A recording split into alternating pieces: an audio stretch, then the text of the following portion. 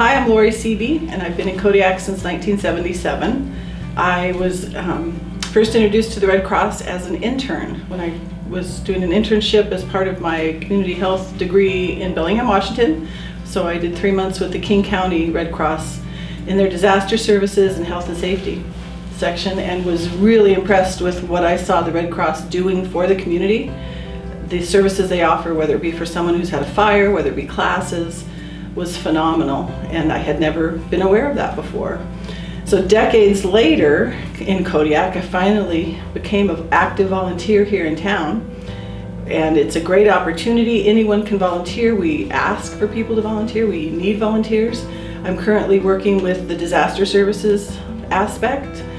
We've had a few tsunami warnings where we actually had to evacuate, so that was very good practice, luckily just practice. In the sheltering aspect, evacuation aspect, we can use more volunteers. It takes a lot of people to help organize everything, and the school district is incredible. They are the shelters in situations like that, or the evacuation locations. But the Red Cross at some point, especially if we do truly get a tsunami, takes a huge role in what comes next.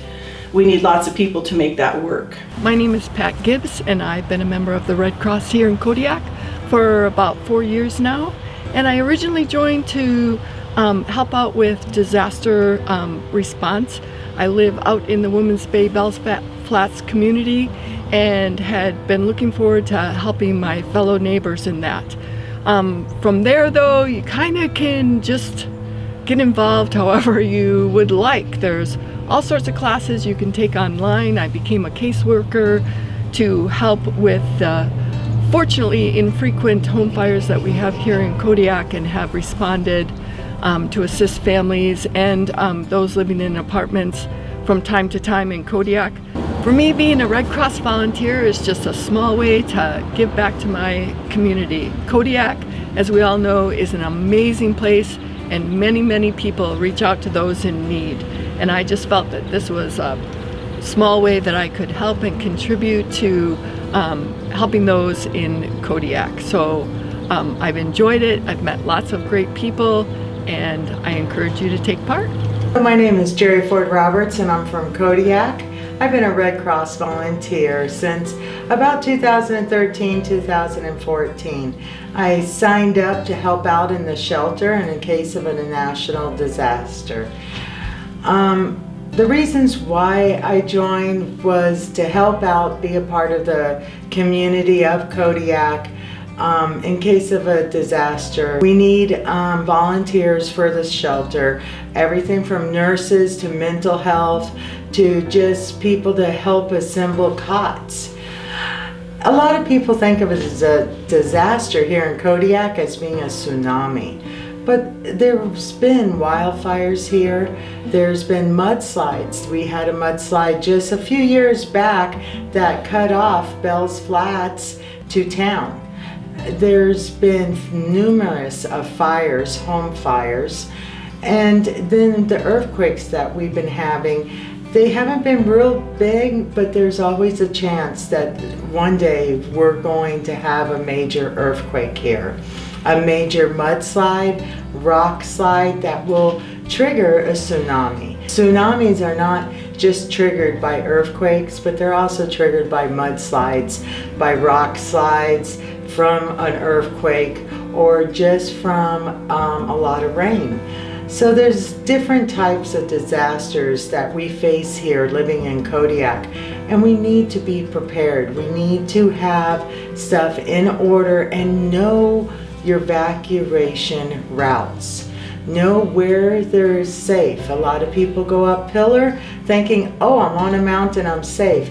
That's not really the safest spot in Kodiak to go. Please do some investigation, find out, educate yourself of where our safe spots are in Kodiak. We have many others besides Pillar Mountain. Volunteering for the Red Cross has been fun. It's been very educational, and I like giving back to Kodiak the time that I can give back to Kodiak, and especially during an event of a natural disaster. My name is Frankie Brown. I'm a 34-year resident of Kodiak, Alaska. Kind of been involved as a business in the commercial fishing industry, and I've been with Alaska Red Cross for 2 years now. Shelter in place now under COVID has changed a lot. It makes sheltering in place in a confined area impossible right now. So now what we're looking at, spreading out in bigger areas, possibly going into hotels. There's a screening that has to be done now. Keeping the place contaminant-free is very important. What got me into the Red Cross is I retired from my fishing business and wanted to provide service to my community. One thing I was very impressed with the Red Cross was the amount of detail they go into their training classes. I was very impressed. They cover every basis, and there's thousands of all kinds of classes that you can take for different services to help in different crises. So yeah, I was really impressed with their curriculum for learning. It's amazing. I got involved with the American Red Cross for Sound the Alarm project, and this project is to install smoke detectors. Red Cross is providing those free, and we built a team here in Kodiak and working with the fire department, both city and borough, to install smoke detectors. With the American Red Cross, I've also been involved with the Alaska Shield, which is the shelter in place. And we ran a mock once a year with the intention to run one a year to train the crew into setting up and operating a safe shelter. So the American Red Cross offers someone that has lost a home, maybe because of fire or say it was a mudslide.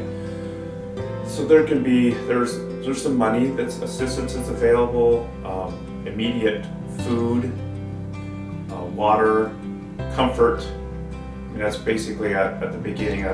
We're basically to try to comfort them and take some of their stress off of them under that situation, and then basically help the family out until they can get further assistance. I think volunteering for the Red Cross makes me proud to be a community member to service my fellow neighbors in need. When you open up a shelter, there's many of jobs that needs to be done, whether it's pulling out the mats for the gym, assembling cots, preparing which way traffic should flow. With the virus that is here now, we need to set up differently, not the way that we've always done. We have to quarantine, have rooms that separate out people. Kodiak is so versatile with different people and different cultures that it's important to have these safety things already lined up and in place. But to be able to do this, we need your help. We need Kodiak's volunteers, people that are local, people that are in our nursing department, our mental health department, and people that's able to put cots together, that's able just to help out with our shelter in place. Please sign up, volunteer for Kodiak. The nice thing about the American Red Cross is you can give as much or as little time as you have available. It's really tailored to you. You work with a great group of people. There's people both here in Kodiak and on the mainland to support your efforts, and I just encourage all of you to get involved in your community and take a look at the Red Cross. Being a volunteer is really gratifying. You're helping your community, and as they say, when you help somebody, you help yourself. So it really feels good to do something positive to make a difference and to be part of the answer If you're interested in volunteering, we're here, the American Red Cross, online, or you can call the Anchorage office to volunteer.